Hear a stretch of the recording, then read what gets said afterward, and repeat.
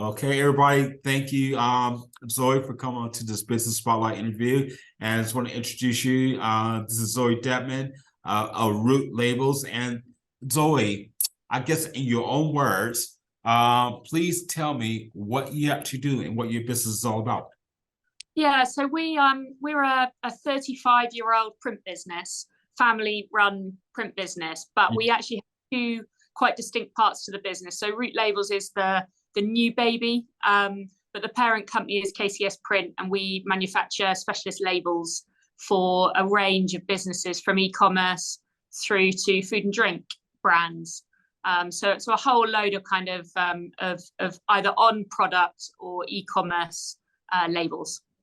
Wow. Well, and tell me, how long have you been doing this for? So the company, as I say, has been going since 1987. I started working here in 2013. So what's that, 9 years now? 9 years, yeah. Yeah. And wow. I took MD in 2018. So I've kind of gone through the whole roller coaster since I took over.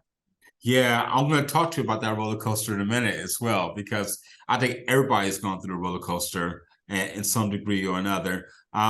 But when did you decide to, I guess, rebrand? I guess, you still got, it surface as KCS Print Ltd, but you're going to Root Label. So tell me, how did you, I guess, move over to that particular brand?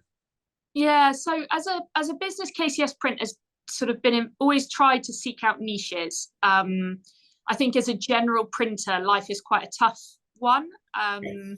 Lots of print businesses have gone bust over those 35 years. So what we've always done is tried to do specialist things that maybe not very many other people can do. And we were looking in 2019 to see what the next niche was going to be, what the next area that we wanted to branch out into was going to be.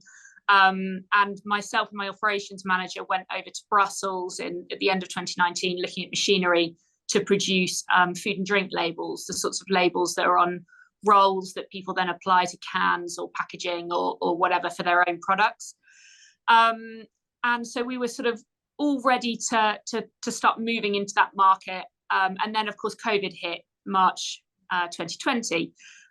Which meant that then we had to put a stop onto the project and just concentrate on the core, concentrate on KCS Print, concentrate on the sort of e-commerce side of our business, which obviously was going through a massive boom time, sort of in the same June onwards through the COVID year. I think everybody went through a bit of a hesitation, March, April of COVID. Nobody knew whether the world was ending or what was happening. It took probably, I would say, 6 to 8 weeks for the world to work out whether business was going to boom or die.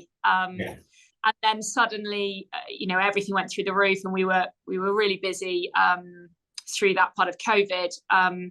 So the idea of Root Labels took a little bit of a back seat for the first, I would say, 12 months, maybe not quite as long as that. And then we knew this was going to be a new reality. There was going to be a change. There had been a change to our core business in terms of how many people were using the sorts of returns forms that we specialize in. And we needed to have the next product. So this was all about the kind of, you have your product that's dying, you have your product that's just your stable product that you're producing, and then you need the next product coming around the circle all the time. So we needed to develop what that next product was going to be. And we'd already thankfully done the research, done the work, done all the costings, and we're ready to press go. So with the help of grant funding, which we had from the big project here in Cornwall, which Cornwall, of course, is blessed with or has been blessed with European grant money, we were able to then make the investment into Root Labels. And we finally got the machinery in and launched that in April 2022. So it's been going now just about a year, just coming up towards a year or 9 months. And it's been a roller coaster. There's been a learning process, partly even just getting machinery into the factory, which is very large presses, and maneuvering them into relatively small areas of factory that we had left, was all quite challenging. But what's been brilliant about it is we've had massive support in the business community in Cornwall. People are really very keen, and I think COVID has played a part in that people are supporting other businesses in their area, in their region, and Cornwall's always been good at it, but I think it's even better at it now. And also people have really bought into what we're trying to do with Root, which is be as sustainable as we possibly can be. Sure. We've always done things pretty well, but our kind of trade customers haven't necessarily been that concerned about how sustainable things have been produced. So we've done them because it's the right thing to do, rather than there also being a commercial behind it. Whereas now we feel like we've almost found our tribe in this Root project, because people that we're selling labels to really care. They know a lot about what they're asking for and why they're asking for it. And they ask quite challenging questions, which I relish, because if I don't know the answer, it's an opportunity for me to learn more too.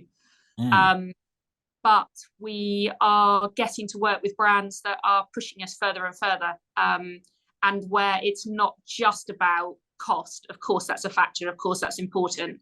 But being able to do things really well, minimize impact, use sustainable materials are all as important, if not more important, than just the price, which is brilliant. I found that really.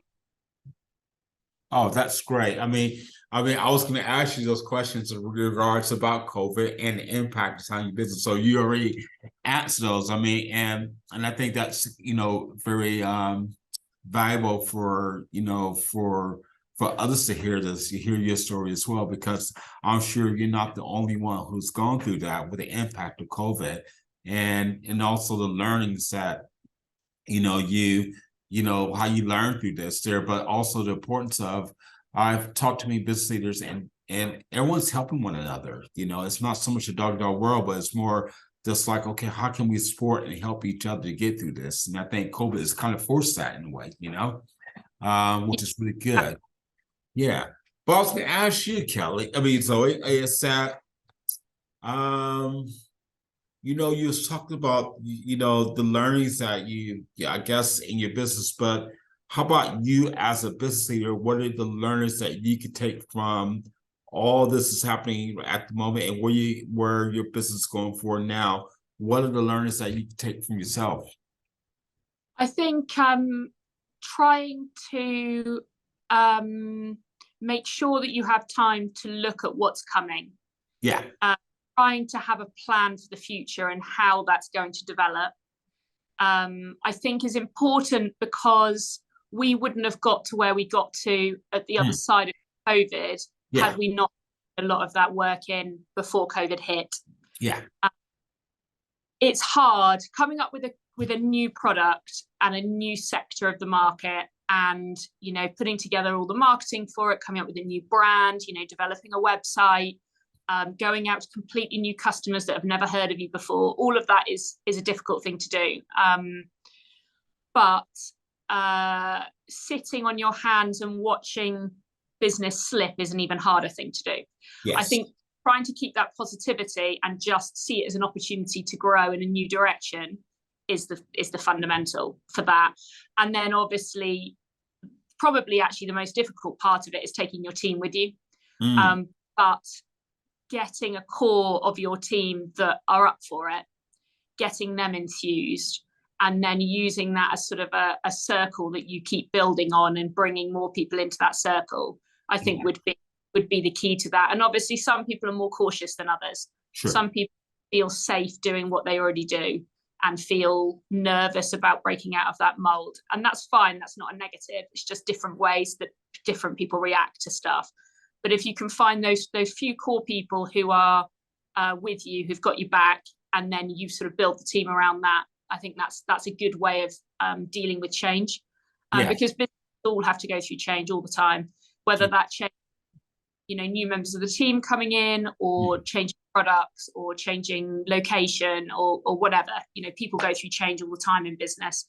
But yeah, having a strong team, looking after them, and taking full account of what their views are, which can be hard sometimes, because I think sometimes as entrepreneurs, you've got an idea, it's buzzing in your head, you just want to go for it.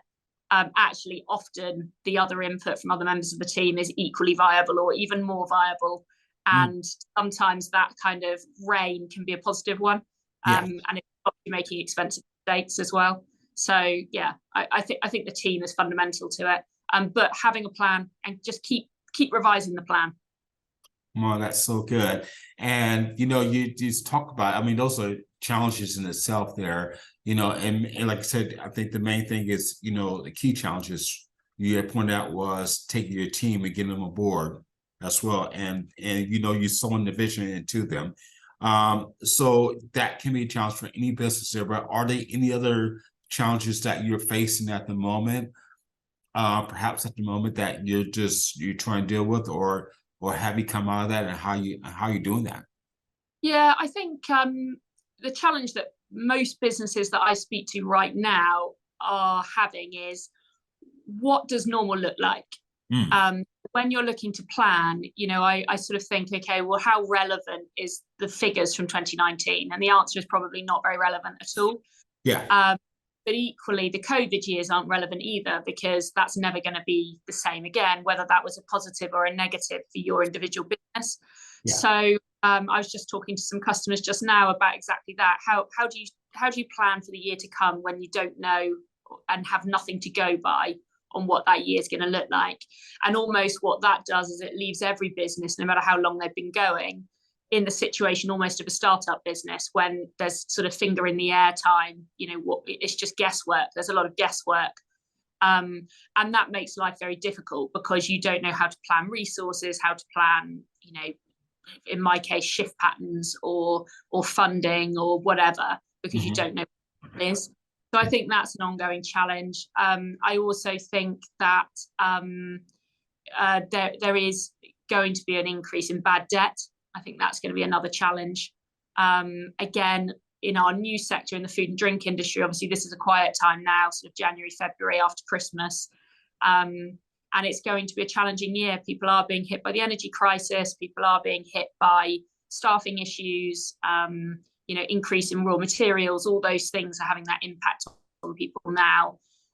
So it's going to be a challenging time the next quarter for that as well. So yeah, I think those are challenges that we're going through, which I think probably would ring true with most businesses in the UK at the moment. Yeah, sure. And I was going to say, with that, you talk about these challenges, and you mentioned something about startup companies as well. So the question I'll ask you on that one is, if an 18-year-old was to start their own business, startup, and knowing what you know now, what advice would you give them? I'd say write a business plan. It seems to be the easiest thing to forget or to not do, because you've got it all in your head. The physical act of writing it down is the number one best thing you can do before you start a business. It raises questions that you wouldn't have raised otherwise. And then when you're putting any figures into that, be very pessimistic. Always be pessimistic on the sales, always be pessimistic on the costs. And, even going into COVID for me, I think my accountant and I wrote, I think it was 22 different scenarios of how COVID could play out for us. And we did for all of them. And we worked out a plan for all of them, which now I look at it was potentially overkill. But just going through that process meant that I very deeply had it ingrained in my head of the pressure points, where they were going to come and what they were going to look like and what we were going to do about them. Because having a plan gives you that sort of mind space to know that, if it all starts going wrong, you've already thought about what you might do in that scenario. So I think that would be my number one thing, is do put the time into the planning. Yes. And you may have the best idea ever and it may absolutely fly and you might be the next Elon Musk, in which case, brilliant. But those hours that you spent doing that business plan will never be wasted. That's great. That's great. Wow.